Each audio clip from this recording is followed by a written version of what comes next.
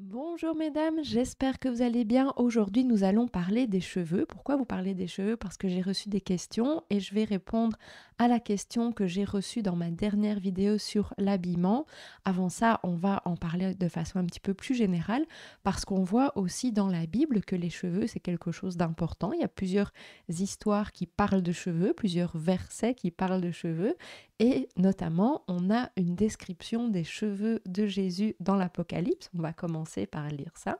Sa tête et ses cheveux étaient blancs comme de la laine blanche, comme de la neige. Ses yeux étaient comme une flamme de feu. Et il y a également l'histoire très connue de Samson que vous pouvez lire dans le livre des Juges, des chapitres 13 au chapitre 16. Et étant consacré à Dieu dès sa naissance, Samson ne pouvait pas couper ses cheveux. Dieu a rendu Samson extrêmement fort et ses ennemis cherchaient le secret de sa force qui va être découvert par Dalila. Et quand Dalila va lui couper les cheveux, Samson va perdre sa force et être fait prisonnier. La longueur des cheveux de Samson représente son dévouement à Dieu. On verra plus tard que les cheveux très longs sont une exception pour les hommes, mais en tout cas, on a une histoire ici dans laquelle les cheveux sont importants.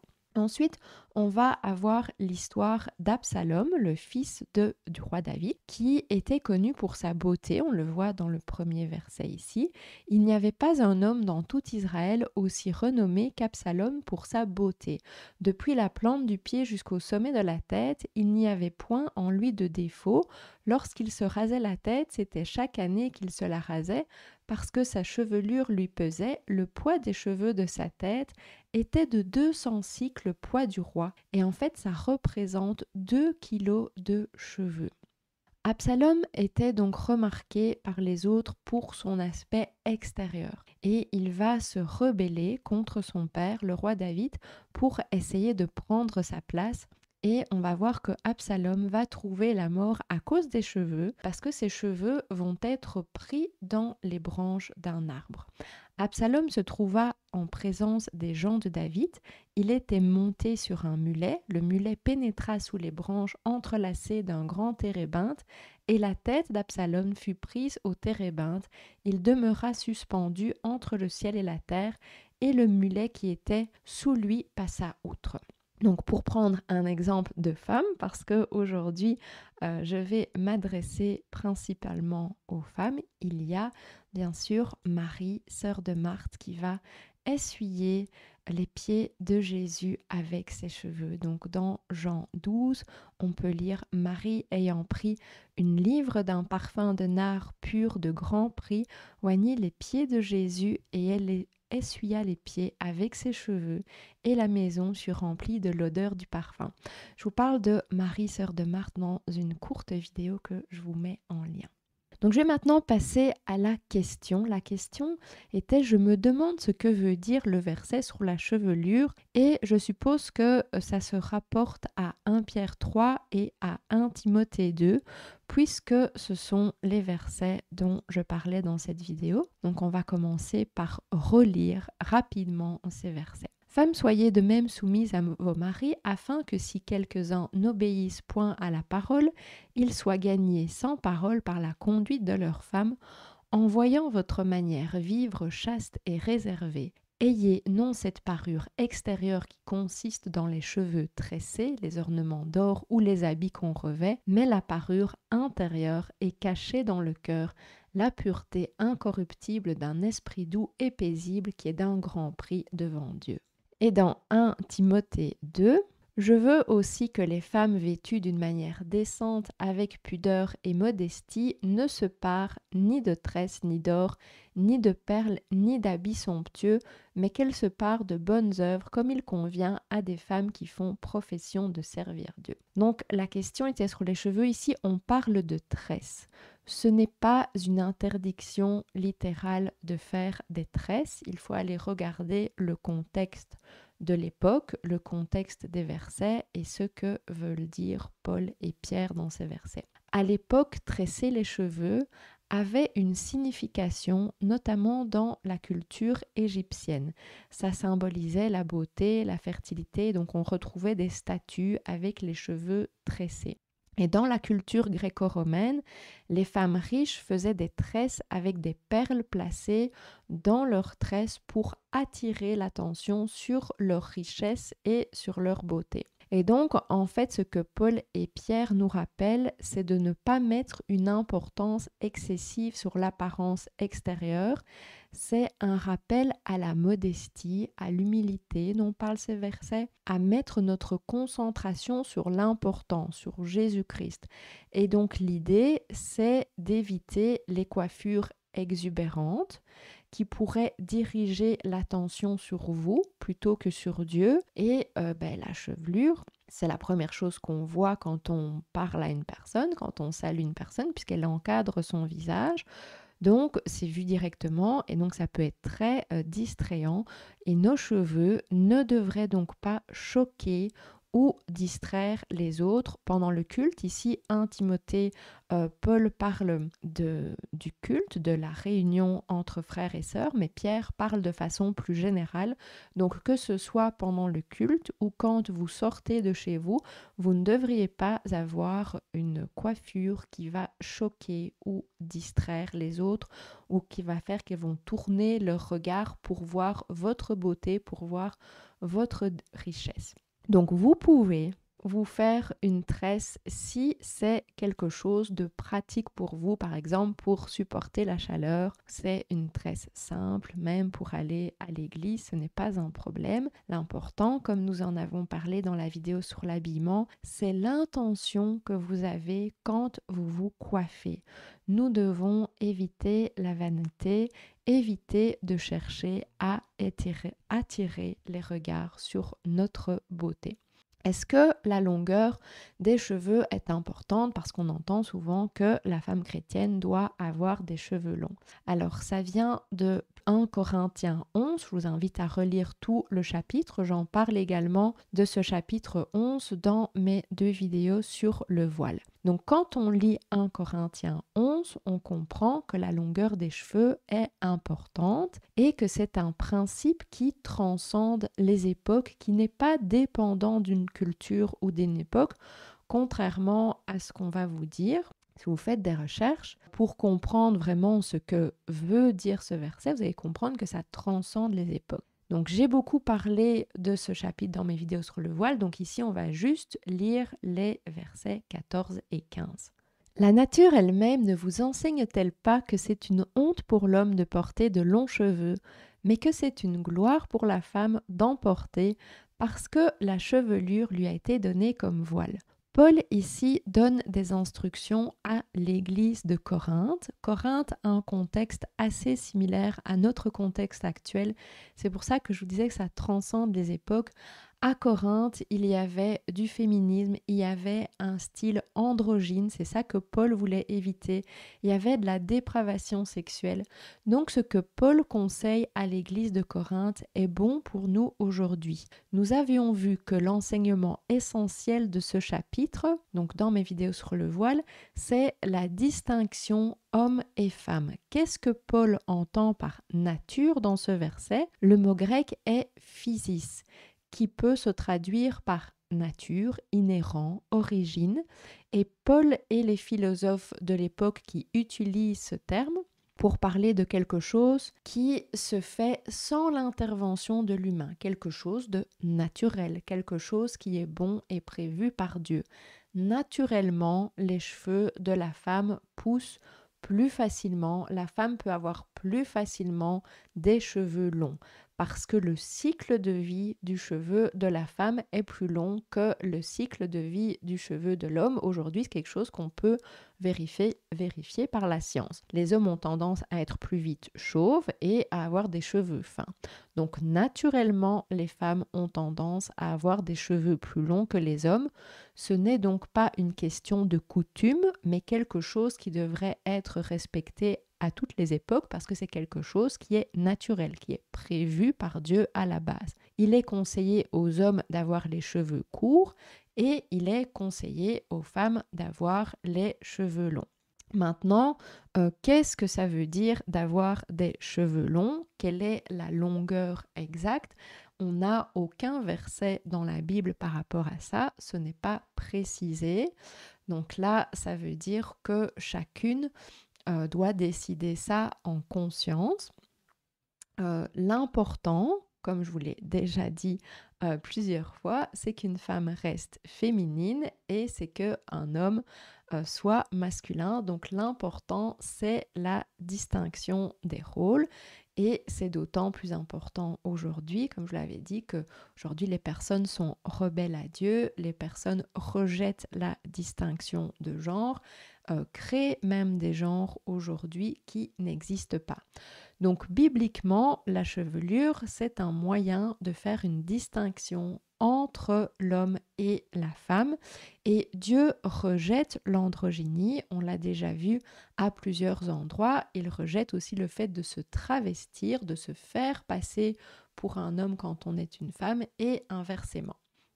Donc ça, c'est quelque chose qui s'applique à toutes les époques. Je sais que c'est pas du tout populaire aujourd'hui, mais c'est biblique. Donc l'idée est d'avoir des cheveux longs pour la femme. Et comme je vous le disais, après, ce sera à chacune de déterminer la longueur. Et contrairement à ce que j'ai déjà entendu, parce que dans certaines vidéos, j'ai entendu dire que la femme ne pouvait jamais se couper les cheveux. Mais ça, il va falloir me montrer les versets bibliques parce que je ne vois aucun verset biblique qui dit que la femme n'a pas le droit de se couper les cheveux. Mais si vous décidez de vous couper les cheveux, il faut que la coiffure, encore une fois, reste féminine et qu'il y ait une certaine longueur. Donc, qu'est-ce que ça veut dire? Je ne sais pas exactement, mais c'est sûr que vous avez vu dans mes vidéos sur l'habillement, j'avais coupe garçonne vraiment rasée, complètement rasée dans la nuque, juste un petit centimètre sur la tête. On appelait ça justement avant la coupe garçonne. Donc ça, c'est pas le genre de coiffure que nous devrions avoir en tant que filles de Dieu. Mais après, est-ce que jusqu'ici c'est bon, ou sur les épaules, ou est-ce qu'il faut dépasser les épaules, est-ce qu'il faut aller jusqu'à la taille? Il y a des femmes, moi ça ne pousse pas plus long que ce que j'ai maintenant par exemple. Donc ça va être chacune aussi en fonction de son cheveu, en fonction de sa génétique. Ce que vous devez comprendre, c'est que la tête rasée avait pour la femme une connotation négative et la tête rasée à l'époque était signe de rébellion. Donc quand ce sont les femmes elles-mêmes qui se rasent la tête, il y avait les prostituées qui se rasaient la tête, il y avait les féministes par rébellion qui se rasaient la tête. Donc les femmes ont commencé à se couper les cheveux aussi plus tard pour rejeter la différence homme-femme et revendiquer leur liberté sexuelle. Donc ça, c'est une rébellion directe contre la parole de Dieu. Et si je prends dans Ésaïe 3, 17 le verset « Le Seigneur rendra chauve le sommet de la tête des filles de Sion, l'Éternel découvrira leur nudité », on voit ici que la tête rasée, c'est un signe de jugement quand c'est Dieu qui rend chauve, donc ce n'est rien de positif pour la femme. Mais le fait que les cheveux longs soient une règle générale ne veut pas dire qu'il ne peut pas y avoir des exceptions parce que certaines femmes ont de la difficulté à avoir des cheveux longs à cause de leur génétique. Les personnes qui ont des cheveux très crépus, comme en Afrique par exemple, ça va être difficile d'avoir des cheveux très longs. Les personnes qui sont malades, les personnes qui font une chimiothérapie, Dieu ne va jamais demander à ces femmes d'avoir les cheveux longs. Si vous avancez en âge et qu'avec le changement hormonal, vos cheveux deviennent cassants, vous perdez vos cheveux deviennent fins, c'est plus difficile d'avoir des cheveux longs. Donc il faut comprendre la logique qui est derrière 1 Corinthiens 11. On a vu que c'était basé sur l'idée que la femme peut avoir naturellement des cheveux qui deviennent plus longs. Et donc c'est parce que c'est possible naturellement que c'est considéré comme une preuve que Dieu veut qu'elle le fasse. Mais si la nature ne donne pas cette possibilité à la femme, il n'y a pas d'obligation pour elle. Donc la Bible nous donne une règle générale, mais il va y avoir des exceptions en fonction de chacune. Et après, quand on a la capacité de se laisser pousser les cheveux, là aussi, comme je vous dis, c'est à chacune de choisir en conscience ce que veut dire des cheveux longs. Alors il y a les questions aussi, peut-on se teindre les cheveux? Peut-on mettre des extensions justement pour les avoir plus longs ou des tas d'autres choses dans nos cheveux? J'ai vu un titre de vidéo: Pour entrer au ciel, la femme chrétienne doit porter ses cheveux naturels. Alors je me suis dit peut-être que c'est un titre choc et que quand je vais aller écouter la vidéo, la personne va démentir cela, mais non, la personne était très sérieuse. Alors attention, le salut n'a rien à voir avec vos cheveux, le salut n'a rien à voir avec votre façon de vous habiller, avec vos actions. Notre salut dépend uniquement de Jésus-Christ. Jésus-Christ nous a donné le salut par son sacrifice sur la croix. Et si vous venez ajouter des choses à ça, c'est que vous n'avez pas mis votre pleine confiance en Jésus-Christ. Et pour recevoir la nouvelle naissance, vous devez vous repentir justement du fait de penser d'être une bonne personne ou du fait de penser que vous êtes capable de gagner votre paradis. Vous devez vous repentir de ça et mettre votre pleine confiance en Jésus-Christ. Donc, je vais vous remettre les versets que je partage maintenant dans pratiquement toutes les vidéos parce que je vois que c'est quelque chose de vraiment important puisqu'il y a encore des personnes qui confondent. Donc la Bible est très très claire. Vous ne pouvez pas gagner votre salut. C'est un cadeau gratuit de Dieu. Peu importe vos bonnes actions, votre niveau spirituel, peu importe que vous alliez à l'église le dimanche, peu importe que vous considérez comme une bonne personne, peu importe la façon dont vous vous habillez ou vous coiffez, rien de ce que vous ferez ne vous mènera au paradis parce qu'on le voit ici, c'est par la grâce que vous êtes sauvés, par le moyen de la foi. Et cela ne vient pas de vous, c'est le don de Dieu, ce n'est point par les œuvres afin que personne ne se glorifie. Et nous allons également lire Galates 2. Néanmoins, sachant que ce n'est pas par les œuvres de la loi que l'homme est justifié, mais par la foi en Jésus-Christ, nous aussi, nous avons cru en Jésus-Christ afin d'être justifiés par la foi en Christ et non par les œuvres de la loi, parce que nulle chair ne sera justifiée par les œuvres de la loi. Si vous pensez que votre façon de vous coiffer a un rapport avec votre salut, vous avez besoin de vous repentir, car vous mettez votre confiance dans vos actions et non en Jésus-Christ seul. Après, bien sûr que personnellement, je pense que c'est préférable de garder nos cheveux naturels. Mais nous ne le faisons pas pour obtenir le paradis, nous le faisons parce que nous aimons Dieu et Jésus nous dit que si nous l'aimons, nous gardons ses commandements. Et dans les psaumes, nous lisons: Je serre ta parole dans mon cœur afin de ne pas pécher contre toi. C'est dans le psaume 119, le verset 11. Alors oui, personnellement, je ne me teins plus les cheveux depuis des années, mais ce n'est pas un choix qui est par rapport à ma conversion, c'était un choix d'être naturel. Et ce que je lis dans la Bible, donc notamment les versets qui parlent de modestie, donc on l'a vu, c'était les versets ici dans Timothée, qui parlent de pudeur, qui parlent de modestie, qui parlent de décence. Par rapport à ces versets-là, pour moi, ça confirme que c'est mieux d'être naturel et ça m'encourage à continuer. Mais ça, c'est mon opinion.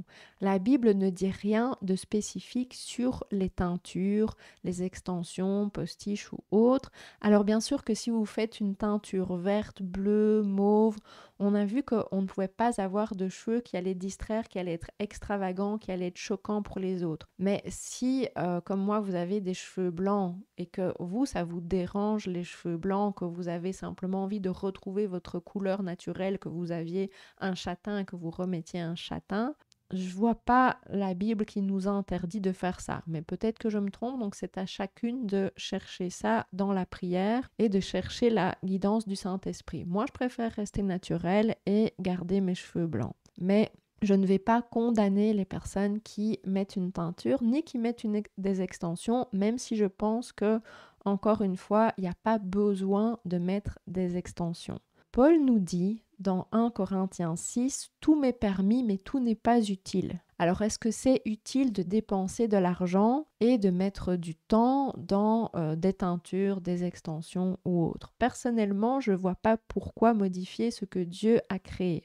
J'aurais aimé avoir les cheveux plus longs, mais je ne mettrai pas mon argent ou mon temps dans des extensions pour que mes cheveux paraissent plus longs.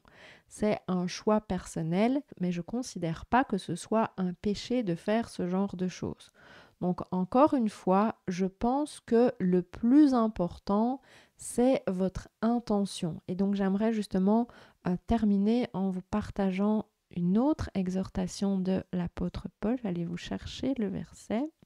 Donc on va lire Romains 12, mais on va lire, que je vous mets souvent, mais on va lire cette fois à partir du verset 1. « Je vous exhorte donc, frères, par les compassions de Dieu, à offrir vos corps comme un sacrifice vivant, saint, agréable à Dieu, ce qui sera de votre part un culte raisonnable. Ne vous conformez pas au siècle présent, mais soyez transformés par le renouvellement de l'intelligence, afin que vous discerniez quelle est la volonté de Dieu, ce qui est bon, agréable et parfait. Les cheveux font partie de notre corps. Nous devons offrir tout notre corps. Il y a d'autres versets qui nous disent que notre corps ne nous appartient pas, que notre corps est le temple du Saint-Esprit.